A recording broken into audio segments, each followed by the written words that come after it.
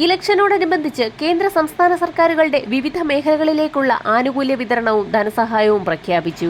November മാസം മുതൽ ഗുണഭോക്താക്കൾക്ക് വർദ്ധിപ്പിച്ച പെൻഷൻ തുകയടക്കം എത്തിച്ചേരുമെന്ന് സംസ്ഥാന ധനവകുപ്പിന്റെ പ്രഖ്യാപനത്തിന് പിന്നാലെയാണ് വീണ്ടും സന്തോഷ വാർത്ത എത്തിയിരിക്കുന്നത്. 2024 വർഷത്തിൽ വിതരണം ചെയ്യേണ്ടിയിരുന്ന ശേഷിക്കുന്ന ഒരു ഗഡു പെൻഷൻ കുടിശ്ശികയുടെ വിതരണം ആദ്യഘട്ടത്തിൽ ആരംഭിക്കുന്നതിന് പിന്നാലെ തന്നെ വർദ്ധിപ്പിച്ച പെൻഷൻ തുക കൂടി ഗുണഭോക്താക്കളുടെ അക്കൗണ്ടുകളിലേക്ക് എത്തിച്ചേരുന്നു എന്നുള്ള വാർത്തയാണ് ഈ മണിക്കൂറുകളിൽ പുറത്തു വന്നിരിക്കുന്നത്. 26.64 ലക്ഷത്തോളം വരുന്ന ബാങ്ക് അക്കൗണ്ട് നമ്പറുകൾ നൽകിയിട്ടുള്ള ഗുണഭോക്താക്കളുടെ അക്കൗണ്ടുകളിലേക്കും 24 ലക്ഷത്തോളം വരുന്ന ആളുകൾക്ക് സഹകരണ സംഘം ജീവനക്കാർ വഴിയും വിവിധ ഘട്ടങ്ങളിലായി പെൻഷൻ തുക എത്തിച്ചേരും. തദ്ദേശീയ തലത്തിൽ വാർഡ് അടിസ്ഥാനമാക്കി തയ്യാറാക്കിയിട്ടുള്ള ഏറ്റവും പുതിയ വിതരണ ലിസ്റ്റിന്റെ അടിസ്ഥാനത്തിലാണ് വിധവാ വാർദ്ധക്യ ഭിന്നശേഷി പെൻഷനുകളിലെ വിതരണ ലിസ്റ്റിൽ ഉൾപ്പെട്ടിട്ടുള്ള ഗുണഭോക്താക്കൾക്ക് 2000 രൂപ വീതം എത്തിച്ചേരുക. അനർഹരായി നിരവധി പേർ പെൻഷൻ തുക കൈപ്പറ്റുന്നു എന്നുള്ള കണ്ടെത്തലിനെ തുടർന്ന് ഭൗതിക സാഹചര്യ പരിശോധന കൂടി വരും ദിവസങ്ങളിൽ കൂടുതൽ കർശനമാക്കിയേക്കും. 2000 രൂപ വീതം ഗുണഭോക്താക്കൾക്ക് വിതരണം ആരംഭിക്കുമ്പോൾ വലിയൊരു സാമ്പത്തിക ബാധ്യത തന്നെയാണ് സംസ്ഥാന സർക്കാർ നേരിടുന്നത്. അതുകൊണ്ട് തന്നെ ഏറ്റവും അർഹതപ്പെട്ട ഗുണഭോക്താക്കളിലേക്ക് മാത്രം പെൻഷൻ വിതരണം ചുരുക്കുന്ന നടപടികളാണ് സംസ്ഥാന ധനവകുപ്പിന്റെ ഭാഗത്തു നിന്നും ആരംഭിച്ചിരിക്കുന്നത്. സർക്കാരിനെ കബളിപ്പിച്ച് അനർഹമായി പെൻഷൻ തുക സ്വീകരിച്ചിട്ടുള്ള എല്ലാ ഗുണഭോക്താക്കളും പലിശയടക്കം പെൻഷൻ തുക തിരികെ അടയ്ക്കേണ്ടി വരുമെന്ന് ധനവകുപ്പ് വൃത്തങ്ങൾ വ്യക്തമാക്കി. എന്നാൽ ഇതോടൊപ്പം തന്നെ അർഹരായ നിരവധി പേർക്ക് പുതിയ പെൻഷന് അപേക്ഷ പാസ്സായി കിട്ടിയ ഒരു സാഹചര്യം കൂടി സംസ്ഥാനത്ത് ഒരുങ്ങിയിരിക്കുകയാണ്. സാമൂഹ്യ സുരക്ഷാ പെൻഷൻ അപേക്ഷകരുടെ ഭൗതിക സാഹചര്യങ്ങൾ സംബന്ധിച്ച് സുപ്രധാന അറിയിപ്പുകൾ പുറത്തു വന്നിട്ടുണ്ട്.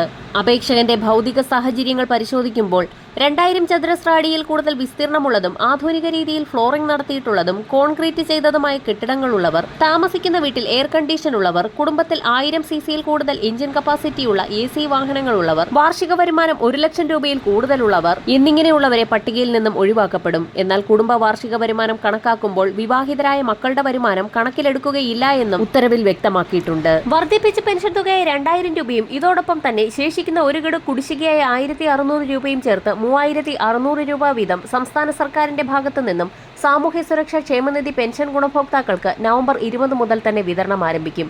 എന്നാൽ ഇതോടൊപ്പം തന്നെ കേന്ദ്രത്തിന്റെ ഭാഗത്തു നിന്നും വമ്പൻ പ്രഖ്യാപനം കൂടി എത്തിയിരിക്കുകയാണ്. കേന്ദ്ര സഹായം 2000 രൂപ വീതം ഗുണഭോക്താക്കളുടെ ആധാരധിഷ്ഠിത ബാങ്ക് അക്കൗണ്ടുകളിലേക്ക് എത്തിച്ചേരുകയാണ്. 20ാം ഗഡുവായ 2000 രൂപ മുടങ്ങിയിട്ടുള്ള ഗുണഭോക്താക്കൾക്ക് പരമാവധി 4000 രൂപ വരെയാണ് അക്കൗണ്ടുകളിലേക്ക് എത്തിച്ചേരുക. കഴിഞ്ഞ 20 ഇൻസ്റ്റാൾമെന്റുകളിലായി കേന്ദ്ര കൃഷി മന്ത്രാലയത്തിന്റെ ഭാഗത്തു നിന്നും ഗുണഭോക്താക്കൾക്ക് 40,000 രൂപ വീതം നൽകിക്കഴിഞ്ഞു. കർഷകർക്ക് ലഭിക്കുന്ന PM കിസാൻ സമ്മാൻ നിധിയുടെ തുകയിലും വർധനവ് വരുത്തിയേക്കുമെന്നുള്ള സൂചനകളാണ് ഇപ്പോൾ പുറത്തു വന്നിരിക്കുന്നത്. 25 ലക്ഷത്തോളം വരുന്ന കർഷക ഗുണഭോക്താക്കളുടെ അക്കൗണ്ടുകളിലേക്കാണ് തുക എത്തിച്ചേരുന്നത്. ഇത്തരത്തിൽ തുക എത്തിച്ചേരുന്ന ഗുണഭോക്താക്കളിൽ പലരും അനർഹരുടെ ലിസ്റ്റിലേക്ക് മാറ്റപ്പെട്ടു എന്നുള്ള ഒരു അറിയിപ്പ് നേരത്തെ പുറത്തു വന്നിരുന്നു. അതുകൊണ്ട് തന്നെ ഗുണഭോക്താക്കൾ PM കിസാൻ സമ്മാൻ നിധിയുടെ ഒഫീഷ്യൽ സൈറ്റ് സന്ദർശിച്ച് അവരവരുടെ സ്റ്റാറ്റസുകൾ ചെക്ക് ചെയ്യേണ്ടതാണ്.